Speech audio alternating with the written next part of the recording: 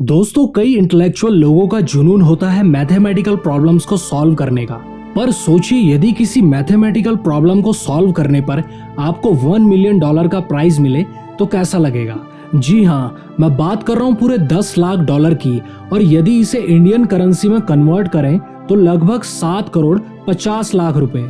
और ऐसी ही एक 161 साल पुरानी प्रॉब्लम को सॉल्व करने का दावा कर रहे हैं Hyderabad based Indian physicist Kumar Eswaran, और इस प्रॉब्लम का नाम है रीमन हाइपोथेसिस। तो दोस्तों, इस वीडियो में हम जानेंगे कि ये प्रॉब्लम क्या है और इस प्रॉब्लम को सॉल्व करने पर आखिर इतनी बड़ी धनराशि क्यों दी जा रही है, और इसके साथ साथ ये भी जानेंगे कि कुमार ईश्वरन के दावे में कितनी सच्चाई है, और अगर ये प्रॉब्लम सचमुच सॉल्व हो गई है तो इसका इम्प्लीमेंटेशन किस किस फील्ड में होगा। इसलिए आपसे गुजारिश है कि इस वीडियो के अंत तक बने रहिए, और यदि आप पहली बार हमारे चैनल में वीडियो देख रहे हैं तो इसे सब्सक्राइब जरूर कीजिए। तो चलिए शुरू करते हैं। दोस्तों, मैथमेटिक्स एक ऐसा सब्जेक्ट है जिसका इम्प्लीमेंटेशन आए दिन हमारी जिंदगी में होता है, और आप में से कई लोगों के लिए मैथमेटिक्स एक बहुत ही इंटरेस्टिंग सब्जेक्ट होगा और कईयों के लिए काफी डिफिकल्ट। जिनके लिए इंटरेस्टिंग है उन्हें मैथमेटिकल प्रॉब्लम सॉल्व करना किसी पजल को सॉल्व करने जैसा है। वैसे मैथमेटिक्स के इतिहास को देखा जाए तो इसमें हमारे देश का भी काफी योगदान रहा है। इंडियन मैथमेटिशियन आर्यभट्ट और भास्कराचार्य का मैथमेटिक्स के फील्ड में काफी बड़ा नाम है। दुनिया को जीरो भी भारत ने ही दिया था। और इनके अलावा south Indian mathematician S Ramanujan भी पूरे विश्व में प्रख्यात हैं। इवन इन पे तो एक मूवी भी बनी है जिसका नाम है a man who knows infinity. पर दोस्तों, अगर मैथमेटिक्स के जनक की बात करें तो वो है आर्किमिडीज। इन्हें फादर ऑफ मैथमेटिक्स की उपाधि मिली हुई है। इनके अलावा Euclid, Pythagoras, Galileo Galilei, sir Isaac Newton, Aristotle इत्यादि कुछ ऐसे नाम हैं जिनका मैथमेटिक्स के फील्ड में काफी बड़ा नाम है। आज मैथमेटिक्स का implementation science, space research, medicine, army, banking, finance और लगभग हर क्षेत्र में हो रहा है। पर आज भी ऐसी कई अनसॉल्व्ड मैथमेटिकल प्रॉब्लम्स या पजल्स हैं जिनके सॉल्यूशन को लेकर काफी मैथमेटिशियंस निरंतर प्रयासरत हैं, और ऐसी ही प्रॉब्लम्स में से एक है रीमन हाइपोथेसिस। दोस्तों, रीमन हाइपोथेसिस 24 मई सन 2000 में क्ले इंस्टीट्यूट ऑफ मैथमेटिक्स द्वारा डिक्लेयर की गई उन 7 मिलेनियम प्राइज प्रॉब्लम्स में से एक है जिसके सॉल्यूशन पे $1 मिलियन का प्राइज रखा गया है। एक्चुअली इसे 1859 में जर्मन मैथमेटिशियन बर्नार्ड रीमन ने प्रपोज किया था। दोस्तों, रीमन हाइपोथेसिस का संबंध प्राइम नंबर्स की सीरीज के पैटर्न से है। अगर हम प्राइम नंबर्स की बात करें तो ये वो नंबर्स हैं जो केवल 1 या खुद से एग्जैक्टली डिविजिबल हो सकते हैं, जैसे कि 1, 2, 3, 5, 7, 11, 13, 17 एंड सो ऑन। अगर हम इस सीरीज पर गौर करें तो इसमें कोई रेगुलर पैटर्न फॉलो नहीं हो रहा है, जैसे कि और नंबर्स में होता है, like even numbers, odd numbers, square of numbers या क्यूब ऑफ नंबर्स। इन सभी नंबर्स में एक वेल डिफाइंड पैटर्न फॉलो होता है। इसलिए जर्मन मैथमेटिशियन बर्नार्ड रीमन ने काफी ऑब्जर्वेशन के बाद ये प्रपोज किया कि जो प्राइम नंबर्स के अकरेंस की फ्रीक्वेंसी है वो एक इलैबोरेटेड फंक्शन के बिहेवियर से काफी क्लोज है, और उस फंक्शन को नाम दिया गया रीमन ज़ेटा फंक्शन। हालांकि ये सिर्फ एक हाइपोथेसिस है, जिसका मतलब ये एक्सप्लेनेशन सही भी साबित हो सकती है या गलत भी साबित हो सकती है। लेकिन फिर भी कई लोगों ने इसे प्रूव करने की कोशिश की और दावा भी किया कि उन्होंने ये हाइपोथेसिस सॉल्व कर ली है। इनमें से कुछ प्रमुख नाम है सर माइकल एटिया, जिन्हें मैथ्स के दोनों टॉप अवार्ड्स मिल चुके हैं। पहला 1966 में द फील्ड्स मेडल और दूसरा 2004 में एबल प्राइज। और 2018 में इन्होंने दावा किया था कि इन्होंने रीमन हाइपोथेसिस को सॉल्व कर दिया, पर उनके द्वारा दिया गया एक्सप्लेनेशन या प्रूफ ये सिद्ध नहीं कर पाया।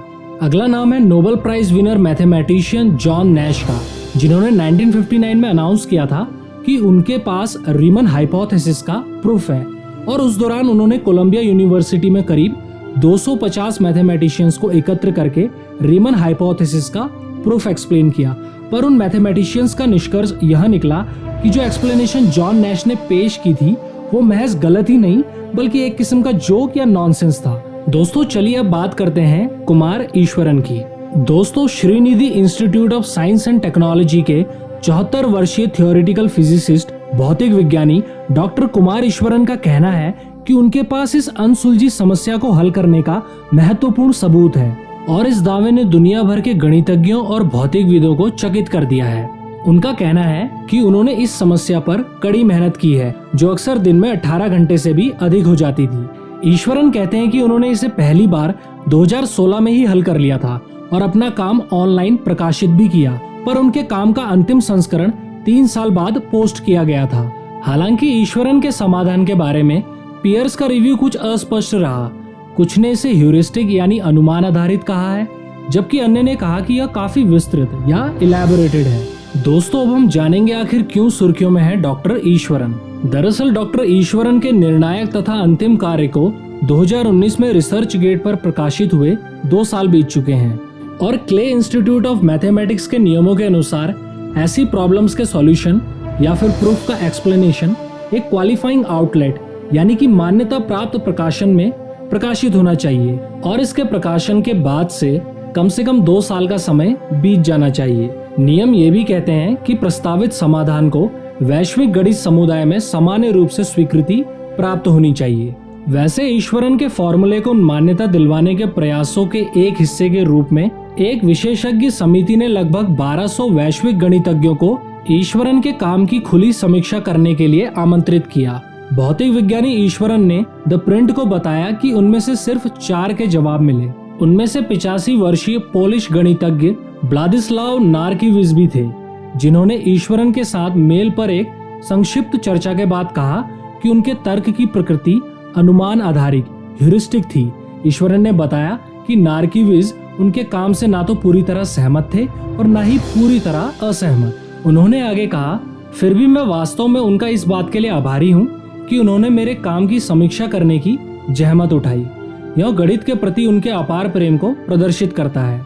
हालांकि मद्रास यूनिवर्सिटी के retired professor M Sitaraman Eswaran के काम की काफी प्रशंसा करते हैं।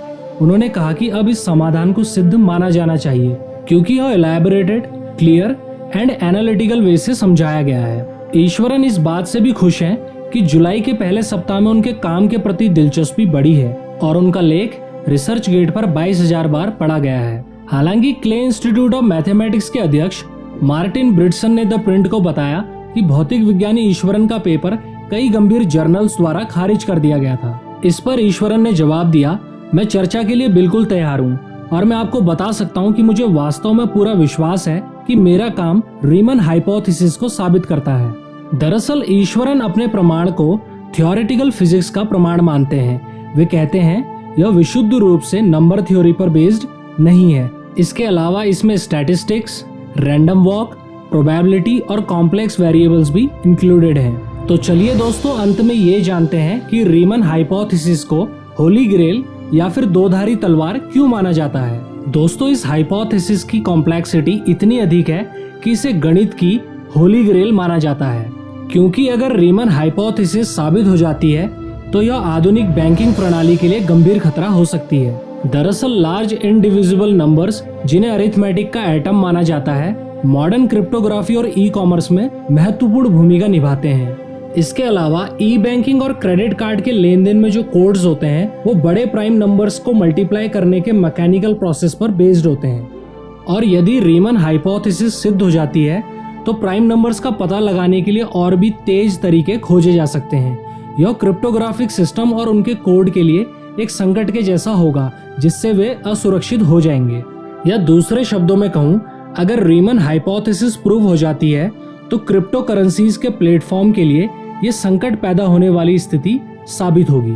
तो दोस्तों, इस वीडियो में बस इतना ही। पर अगर हम इस समय बात करें डॉक्टर ईश्वरन सर की, तो हम उनके इशू पे कुछ नहीं कर सकते, लेकिन एटलीस्ट हम होप कर सकते हैं कि डॉक्टर ईश्वरन सर का रीमन हाइपोथेसिस का पेपर वर्क सही साबित हो जाए, क्योंकि इससे सिर्फ उनका ही नहीं बल्कि पूरे भारत देश का नाम विश्व में ऊंचा होगा। दोस्तों, मुझे उम्मीद है आपको ये वीडियो जरूर पसंद आई होगी, तो इसमें लाइक कीजिए, कमेंट्स में अपनी प्रतिक्रिया दीजिए और इस वीडियो को जितना हो सके शेयर कीजिए। और अगर आपने हमारे चैनल फैक्ट्स टर्बो को सब्सक्राइब नहीं किया है तो इसे सब्सक्राइब भी कीजिए। मिलते हैं नेक्स्ट वीडियो में, तब तक के लिए धन्यवाद।